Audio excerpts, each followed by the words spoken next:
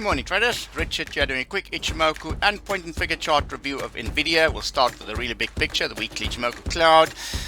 Very extended now from the top end of the cloud, so NVIDIA is ripe for a consolidation. Quite negative price action, that candle with resistance at the top end here, so there's a cluster of resistance between that high there and the top end range there, but you can see very extended from the top end of the cloud. Downside risk targets would be the standard line of the cloud here, as well as the turning line of the cloud and the front end of the cloud, so 731, 780, 800, and then 683 is the bottom end. So these are the downside support targets for the next couple of quarters. So we could see NVIDIA in a weak market consolidate back down to those levels, so keep that in mind. However, we had a strong rally. The cloud chart cross buy signal on the weekly was delivered a 288% return, and that was the 95% return. There was this breakout out of that consolidation base there. So ideally, we'd like to see a consolidation in and around this zone there. For NVIDIA over the next couple of months, that would be kind of more prudent. Very vertical move there, so not quite a sustainable price move on the weekly Ichimoku. Turning to the daily, let's go to the daily there. You can see the cloud chart cross buy signal there, and then the other buy signals were these rebound from the standard line of the cloud there.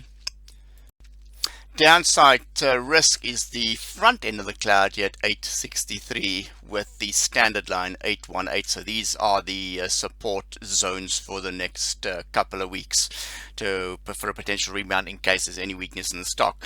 But ideally, I'd like to see a bit of a consolidation period up here, similar to what we've had after this tremendous move, albeit a very volatile in, but we need to see some form of a consolidation just to digest these gains to the upside. But this is practically almost a vertical move up on the weekly and monthly chart, so it's not quite sustainable from that point of view. However, so we are looking at further upside 20-figure chart targets. You can check that in the next section, but keep an eye on these support targets for potential rebound if resistance at this top end of the Ichimoku cloud holds. Turning to the 4-hour, you can see there's fighting for support there at the standard line, which is encouraging. So these could be swing trade opportunities for a swing trade from these support targets back up to that high there for a test here. But ideally, I'd like to see a consolidation of a base up here.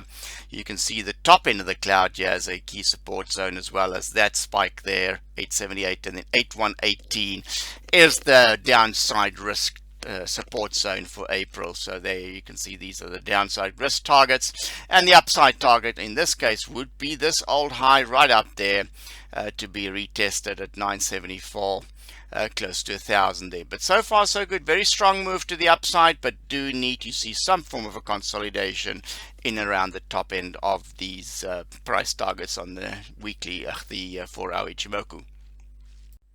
Looking at NVIDIA from a point and figure chart review, we've recently hit a couple of upside targets. The most notable one was this 950, which was activated as soon as NVIDIA broke out of this consolidation resistance zone.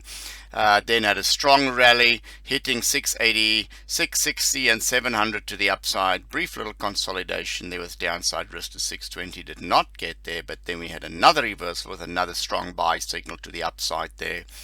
And when we broke past this double top resistance zone, it activated the 1,300 long-term point and figure chart target to the upside. A nice strong move, consolidating, rebounded from a trend line support there. And then we had two further targets, 120 and 1050 to the upside. So we still got these long-term targets, 1030 to the upside. Very strong move. Consolidating, ideally what we'd like to see as a kind of a consolidation similar to what we've had here to the upside, just to consolidate this move, because it's been a very, very strong move to the upside. But we do still have a very strong move to the upside, trend here, point and figure chart trend line.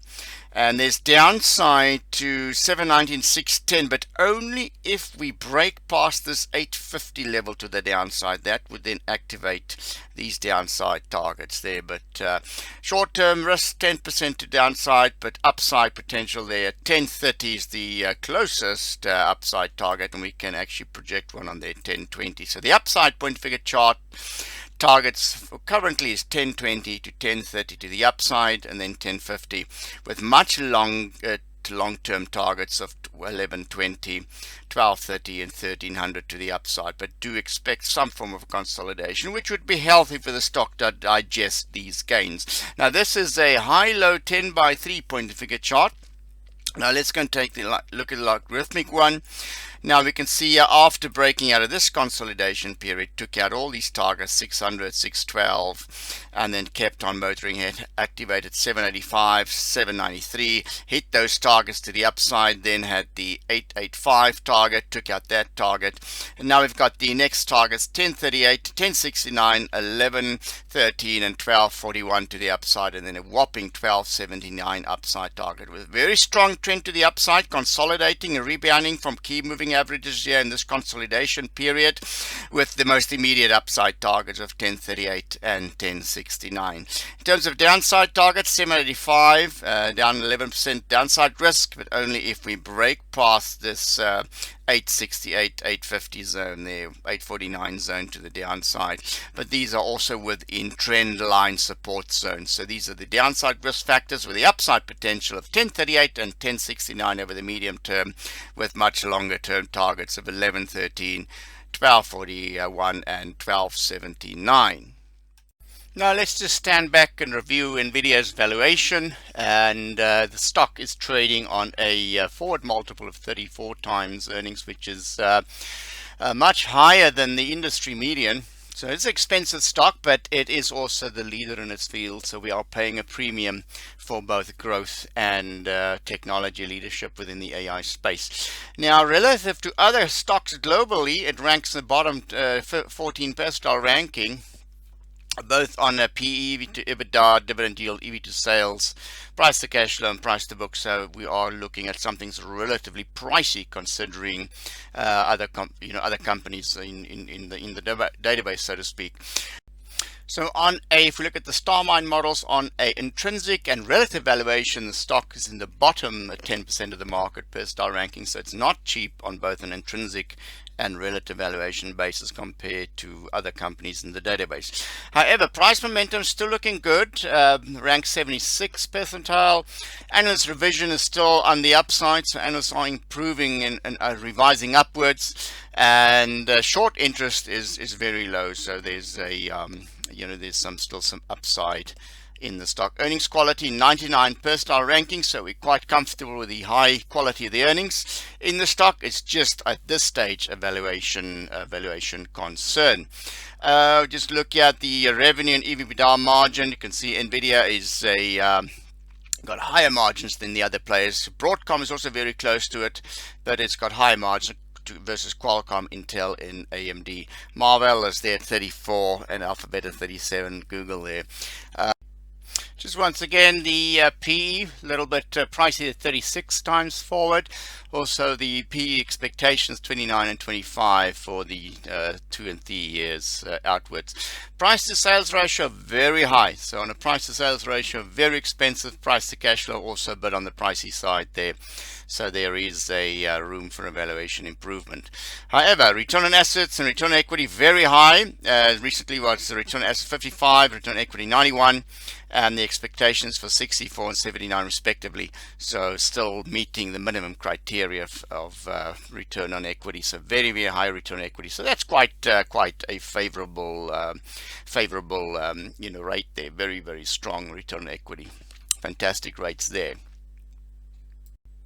Critical issues, the analysts expect high growth rate on revenue there, as well as margin expansion, and then net income margin of 55%, so we do see some improvements there.